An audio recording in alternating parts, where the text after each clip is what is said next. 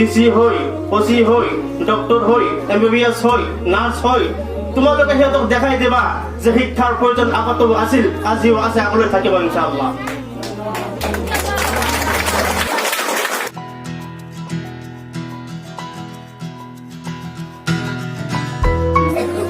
نحمده ونصلي على رسوله الكريم أما بعد فقد قال الله تعالى وعلم آدم الأسماء كلها وقال النبي صلى الله عليه وسلم طلب العلم فريضة على كل مسلم ومسلمة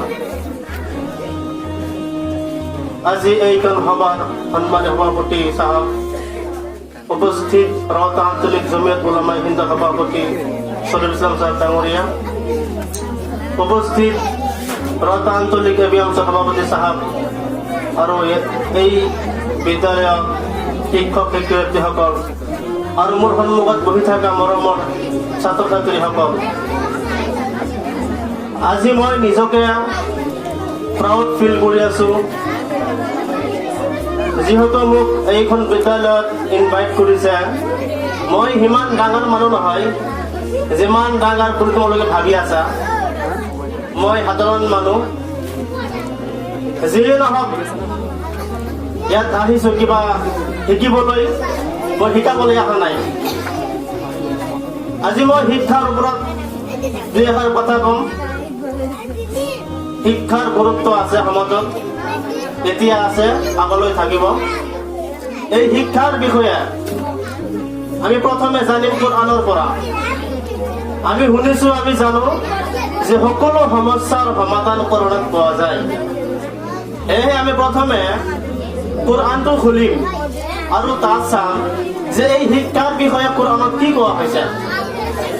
আপোনালোকে ভালকে জানে যে আল্লাহৰ নবী প্ৰফেট মুহাম্মদ সাল্লাল্লাহু আলাইহি ওয়াসাল্লামৰ যখন যেতিয়া 40 বছৰ পুৰা হ'ল, তেতিয়া আল্লাহৰ হুকুমত জিব্ৰাইল আমিন আহিছিল নবীৰ কাষত কোৰআন লৈ, আৰু 5খন আয়াত লৈ আহিছিল আল্লাহৰ নবীক শুনাবলৈ, শিকাবলৈ। সেই 5খন আয়াতৰ ভিতৰত যিখন প্ৰথম ৱাৰ্ড আছিল, বাক্য আছিল, সেইটো হ'ল ইকৰা। ইকৰা বিস্মি ৰাব্বিকাল্লাযী খলাক। ইকৰা এই শব্দটোৰ অৰ্থ হ'ল ৰিড, পঢ়া, অধ্যয়ন কৰা, শিকা। কোৰআনৰ প্ৰথম শব্দটি হ'ল শিক্ষাৰ ওপৰত। এই কাৰণে আমি শিক্ষাৰ ওপৰত গুৰুত্ব দিওঁ। এই শিক্ষা দুই ভাগত বিভক্ত, এটা হ'ল দিনী শিক্ষা আৰু এটা হ'ল সাধাৰণ শিক্ষা, জেনেৰেল শিক্ষা। আমি শিক্ষিত হৈ আছো, শিক্ষিতৰ প্ৰয়োজন আছে, কিন্তু আমাৰ সমাজত কিছুমান মানুহে কৈ থাকে শিক্ষাৰ প্ৰয়োজন নাই, শিক্ষাৰ কোনো দৰকাৰ নাই, শিক্ষা দি কি হ'ব। মই সেই সকলক মানুহক ক'বলৈ খুজিছো, শিক্ষা অবিহনে যাতে কেতিয়াও আগলৈ যাব নোৱাৰিব। শিক্ষা অবিহনে যাতে কেতিয়াও ছাকচেছফুল হ'ব নোৱাৰিব। আৰু সিদিনা এনাৰ্জি কাম সম্পূৰ্ণ হ'ল, যেতিয়া অফিচাৰে আহি সুধিছিল যে তোমাৰ নাম কি, সি কৈছিল শাহাবুদ্দিন। মিনিংটো হৈছে SHA শাহা, HA শাহা।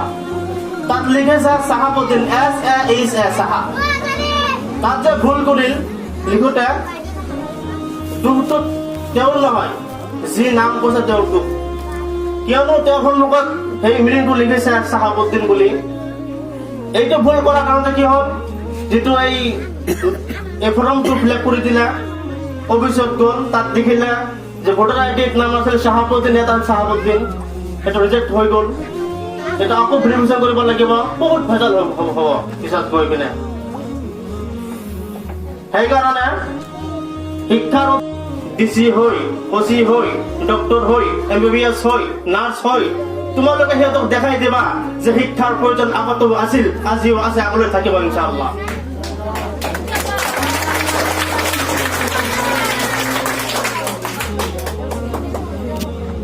শিক্ষিত আজিকালি আগলৈ হৈ গৈছে, চাবা সেইসকলে আজি এইটোলৈ ঘূৰি আছে সিহঁতৰ সন্মান কিমান সন্মান তোমালোকে চাই আছা আৰু সিহঁতৰ লগত যিসকল মানুহে পঢ়ি পঢ়া বাদ দিছে সিহঁতলে আজি সেইসকলক চাই কৈ আছে আজি মই পঢ়িলে সিহঁতৰ লগত ঘূৰিব পাৰিলো হয় আজি মই এইটোলৈ ঘূৰিব পাৰিলো হয় আজি আফচোচ কৰিব লাভ নহ'ব সেইকাৰণে সময়ৰ মূল্য দিবা ভালকে পঢ়িবা বাংলা ভাষাত এটা কবিতা আছে কম নেকি কবিতাটো হ'ল লেখা পঢ়া করে যে গাড়ি ঘোড়ায় চড়েছে কথাটো একেবারে 100% ভাষা কথা মই আশাবাদী তোমালোকে ভালকে পঢ়িবা আৰু এই দেশৰ সন্মান কৰি আনিবা ধন্যবাদ